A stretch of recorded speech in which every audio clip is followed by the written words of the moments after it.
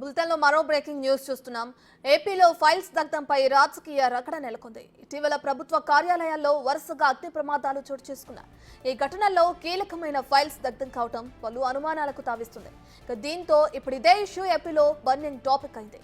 TDP YCP పరస్పర ఆరోపణలతో AP రాజకీయం వేడెక్కింది. ప్రభుత్వ కార్యాలయాల్లో ఫైల్స్ కాలిపోతే పెద్దిరెడ్డికి ఏం సంబంధమని ప్రశ్నించారు జగన్. టీడీపీ వాళ్లే చేసి తమపై దొంగ కేసులు పెట్టే ప్రయత్నం చేస్తున్నారని జగన్ ఆరోపించారు. ఒక కార్యాలయంలో పేపర్లు కాలిపోతే వాటికి సంబంధించిన పేపర్లు ఎంఆర్ఓ, ఆర్టీఓ, కలెక్టర్, హెచ్డీఓ కార్యాలయాల్లో ఉంటాయన్నారు.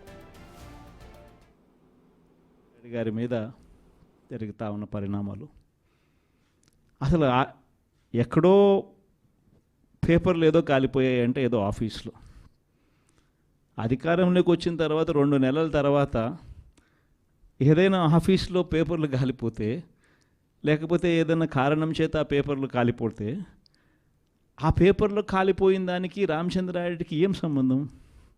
ఎవరు అధికారంలో ఉన్నారు, ఎవరు గవర్నమెంట్లో ఉన్నారు?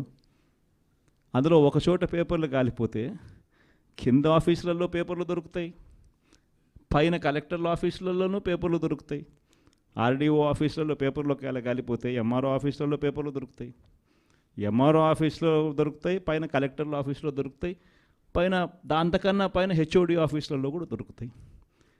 ప్రతిదీ కూడా డిజిటైజ్డ్ అయిపోయిన పరిస్థితులు కనిపిస్తూ ఉన్నప్పుడు హార్డ్ డిస్క్లు లేవా, సర్వర్లలో ఉండవా? వీళ్ళే ఏదో చేస్తారు, దొంగ కేసు మళ్ళీ వాళ్ళ మీద పెట్టి మన వాళ్ళకి అంటించే కార్యక్రమం చేస్తూ ఉన్నారు. పెద్దిరెడ్డి రామచంద్రారెడ్డి గారి మీద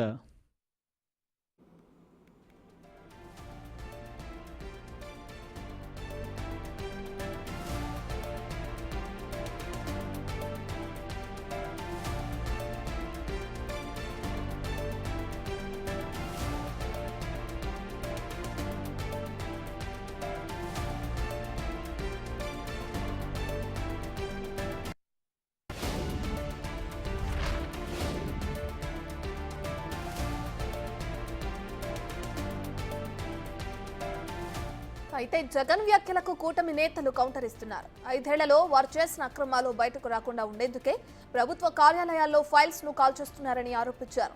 మొత్తంగా ఫైల్స్ దగ్ధం ఘటనలు ఏపీలో రాజకీయ మంటలు రేపుతున్నాయి.